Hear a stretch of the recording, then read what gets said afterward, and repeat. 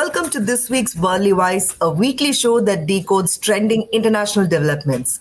Nepal is in the middle of an unprecedented crisis after popular anger overthrew the president and the government of Sharma in a dramatic uprising earlier this week. The rise of Balan Shah as a key youth leader has caught regional and global attention. India too is watching closely, especially amid security concerns for jailbreak-linked arrests along the Bihar border. To talk more on Nepal, I have the Federal's consultant editor K S Dakshina Murthy, who follows global issues closely. Thank you for joining me, sir. Let me go directly to the question. So, with KP Oli stepping down, Nepal faces a leadership vacuum that has drawn global attention. While traditional parties try to regroup, Gen Z movement and figures like Balan Shah are capturing the public mood too. So, do you think this moment signals a real chance for new age leaders like Balan Shah to take national power, or will Nepal's old guard, reset itself, turning this crisis into just another cycle in its, already turbulent politics? I mean, I would say it's not just a leadership vacuum. It's far more serious than that, because today what's happened is there are questions even about the viability of the Nepali constitution. And there are some people who say that even the constitution probably needs to be looked at. So it's a far more serious issue than just a leadership change.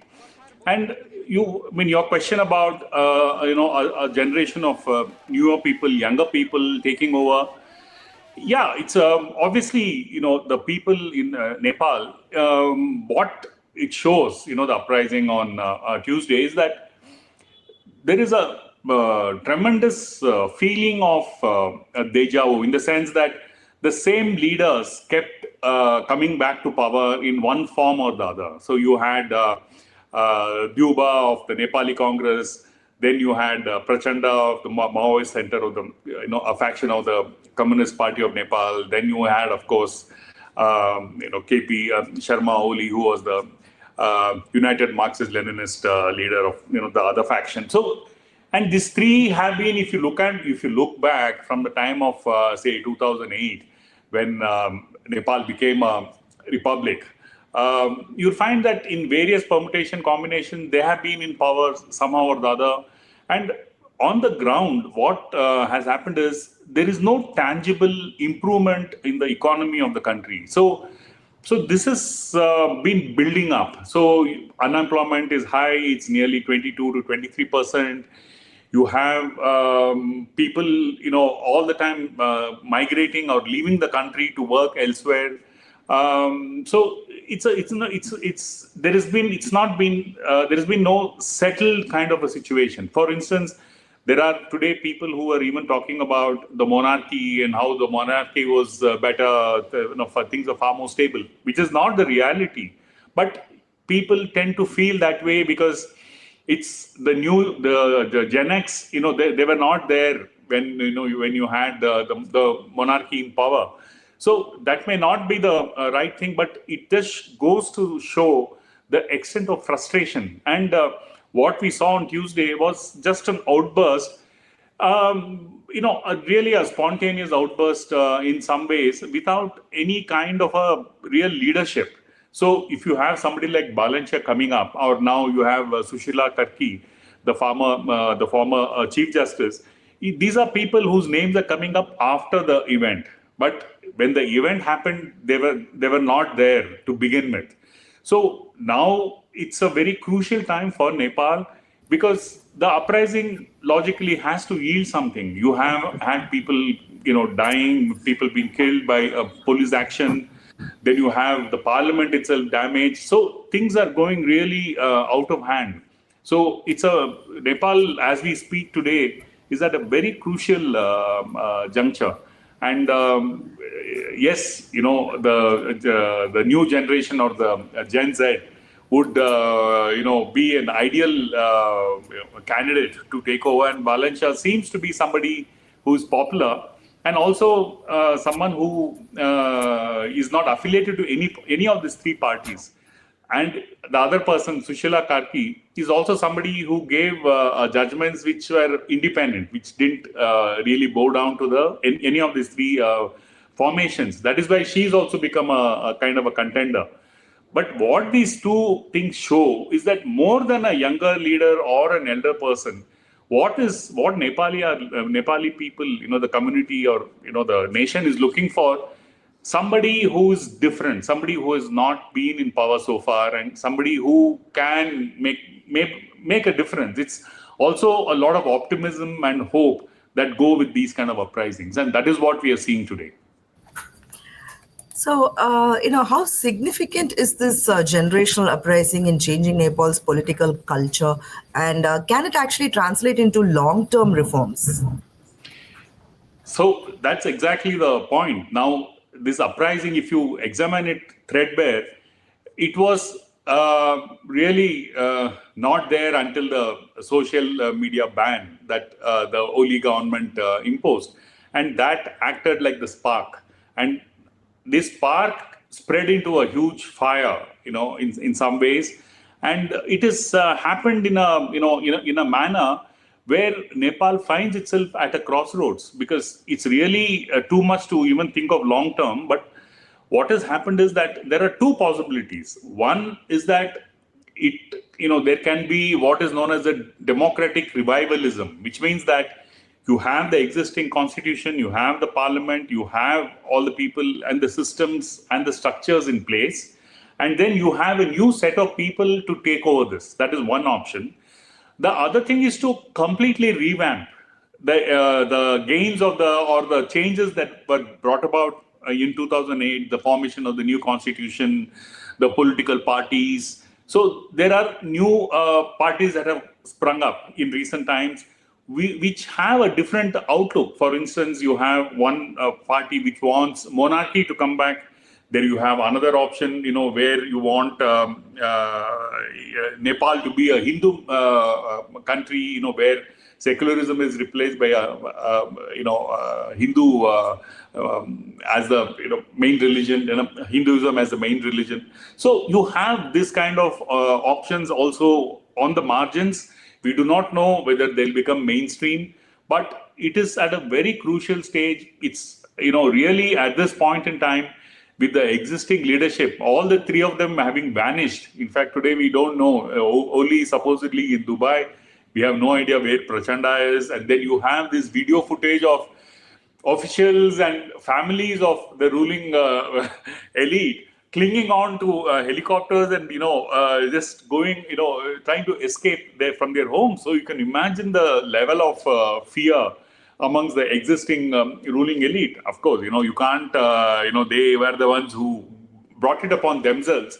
So what has happened is that it's probably, the ideal, in an ideal situation, for those who believe in republicanism, for, secularism, democracy, the framework is good, but then you need to have a different leadership, somebody who thinks differently out of the box and does something concretely for Nepal. I mean, that would be one option that is the easiest. Again, there's a reason for this. This constitution which Nepal has, it took 7 years for it to get done, for it to be framed, from 2008 to 2015. So it's not been an easy job, and it has antagonized people. So again, to go back and start again afresh, maybe a tall order. So it's simpler to use the existing structure and go ahead. Reports suggest, whispers of a deep state plot behind both the protests and Oli's fall. This raises doubts about who really controls the narrative, and how credible are those claims of hidden hands, and what role do you think Nepal's security establishment is playing right now? See, it's in such situations, it's always very tempting to look at the deep state, because when you say deep state, it also borders on conspiracy theories. You have, it looks very conspiratorial, but it remains theory, because from the face of it, as it stands now, okay, there is really no actor or a puppeteer who was behind the scenes trying to control this narrative. And if you let's say who are the people who are interested in Nepal, India is an interested party, China is an interested party, and of course the US is an interested party over everything that is happening in the world. So if you look at these three major players in Nepal, the external factors, there is really no reason for them to have done anything of this kind, because India has a role to play in Nepal. They are strong in certain aspects as far as Nepal is concerned. So to China. China is also pretty strong. So there is a kind of a sharing of power within or influence within Nepal between China and India. And as far as the US is concerned, it's a distant player, and there is really nothing very urgent or earth-shaking that has happened that makes, say, for instance, Donald Trump to focus on Nepal. So on the face of it, it does not look like any of the external players had a big stake in this or a motive in this. So I really discount that. Now, internally, as far as the situation within Nepal was concerned, it looks too too outlandish to imagine a single group or a single individual controlling the narrative, because it really went out of hand, and it did look. I mean, what we saw was a kind of a uprising that really was leaderless. It had no particular group or a leader, and it complete. So even today, you really don't know whether a group of people who are marching or walking on the road are going to do anything to anything, because nobody knows. So it's almost borders on anarchy. And the definition of anarchy is that it's something which nobody is controlling and it acts on its own. So I would even say that there is, at the moment, now, of course, post the uprising, you have people coming in and, talking about, taking over, and the army coming in and trying to bring back order, etc., etc. But I don't think any of these were premeditated. So comparisons are being made with the earlier popular uprisings in Sri Lanka and Bangladesh. So how valid are these comparisons? I mean, I would say they're extremely uncanny, because there are a lot of similarities. But we should also be very careful, because the similarities should not overshadow the differences. Because if you take the reason why there was an uprising in Sri Lanka, see, all this have happened since 2022 to 2025. So in the last 3 years. So 2022 was Sri Lanka, 24 was Bangladesh, and now you have 25 Nepal. Yes, there is a popular uprising, and all of them seem to be, completely spontaneous. But there are differences, because the reasons are very different. If you take, say, Sri Lanka was very clearly the mismanagement of the economy.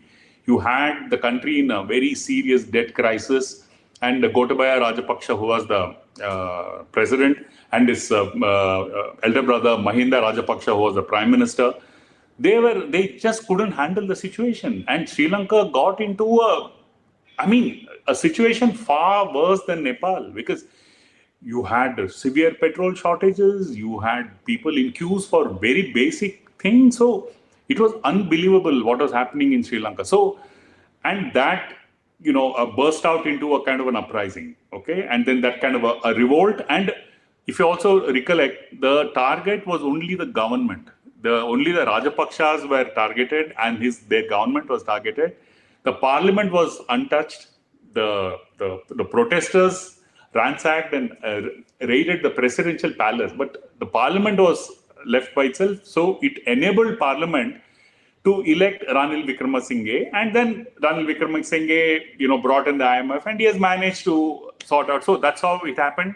And there was no target, India, there was no kind of external forces like China or India involved in this. In fact, I think China to some extent helped, India to a very large extent helped out Sri Lanka. So there was a lot of happiness in Sri Lanka that India was able to, help when they were in need. So that is as far as Sri Lanka was concerned. If you take Bangladesh was clearly a situation where politically it was stable. I mean, the Sheikh Hasina government had been in power for more than 10 years, and it was pretty stable. I mean, if you look at politically, there was absolutely no problem. But there was lot of resentment because the government of Sheikh Hasina had targeted activists, people. There was repression, and she unfortunately got into a situation where she held power at all costs, and she didn't allow any kind of opposition. So this was building up over a period of time. And there, to some extent, you can look at the US because you had Muhammad Yunus, the Nobel laureate, a dissident, and who was targeted by Sheikh Hasina, who was kind of promoted by the United States. So in this situation, all it needed was a small spark. And that spark was because of a Supreme Court ruling. I mean, the government, had taken a decision not to end the quota for people who are involved in the Bangladeshi national movement. So there was a quota in government jobs and all that, and the Bangladesh government had scrapped it. But then there was a challenge to that, and the Supreme Court got it back. It held as invalid the government's decision. So this turned out to be the trigger. And people got upset that these reforms had come back, of course, through a court order, but still. So the government, when these protests happened, the government did not handle it properly. So the Sheikh Hasina government was so confident that it would be able to handle it. It used unprecedented repression. And again, this repression backfired very badly. And then you had, something that nobody expected to happen. But then again, when Sheikh Hasina was threatened and she fled Bangladesh, so she came to India. And one of the consequences of this was India also got hit because India was very close to Sheikh Hasina, and Sheikh Hasina and India had a great relationship. So when Sheikh Hasina was overthrown, it affected India as well. And Muhammad Yunus, who was in the US, suddenly turned around and seemed to be a kind of a compromise person or a consensual candidate. And there, I think the US played a very big role, used its influence in Bangladesh to push Yunus as some kind of an interim administrator. And there, of course, Sheikh Hasina, the opposition which she had pushed down over the last so many years, they came back in the form of the student movement, backed by the Jamaat Islami and the Islamic sections, which the Awami League had been, opposing all these years. So after that initial shake-up, the army moved in and the army took control. And then, so Bangladesh is kind of back to normal. So in the case of Nepal is, the outcome is because of complete political instability and the inability of the government to do anything productive as far as the economy is concerned. And somewhere it affected people because you also had a section of the ruling elite who were splurging and living a very luxurious life. I think it completely upset, the younger people who were struggling for their employment and for food and for, their basic life. So I think these three things, while there are points of similarity, they are also very different. So we should be careful when we talk about these three countries and compare them. So my last question to you is, so what would be the role of China and India in the future of, Nepal, in Nepal's future? See, China and India will continue to play a big role in Nepal, irrespective of who is in power or who is not there in power. Because if you take, say, India-Nepal relationship, India-Nepal is a far more culturally, they are in sync. The language that they speak are similar, and it's a historical relationship. Nepali, the people in Nepal can come to India, Indians can go to Nepal, they don't even need a visa. So it's that kind of a very, very close relationship. Okay, but that doesn't mean that Nepal is, in some way a province of India. So we should be very careful there. So India, occasionally what it has done is it has overstepped its influence on Nepal, like the blockade in 2015, when there was on a certain issue, India imposed a blockade. It angered Nepal. So what has happened is that in some people look at India as, take India's help. A lot of Nepali people come to India and work. At the same time, many of them politically see India as a big brother. So that is as far as India. So it's a kind of a mixed relationship between India and Nepal, and India needs to, be very sensitive about how it deals with Nepal at this stage. What kind of a support it gives Nepal? Does it back the existing framework and the constitution as it stands, or is India also pushing for some kind of a more pro-Hindu kind of a constitution, which a lot of people within the ruling BJP are interested. They would really want Nepal to be a Hindu country rather than a secular country. You have that issue as well. So there is India. It also, how the kind of influence India will wield in Nepal will also depend a lot on how India deals with this particular situation. But India will have a role. I mean, there's no two things about it. As far as China is concerned, China has also become a big player today, especially after 2015.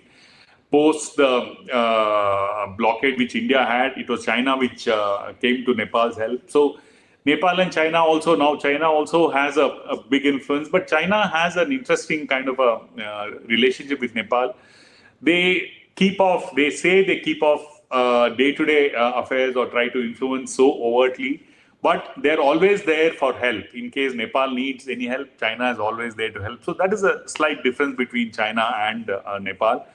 So it would, in fact, I would say more than China's influence or India's influence, it depends on how the next dispensation in Nepal, whoever it might be, how well they manage to juggle the positives of the influence by using both China and Nepal to their advantage, China and India to their advantage.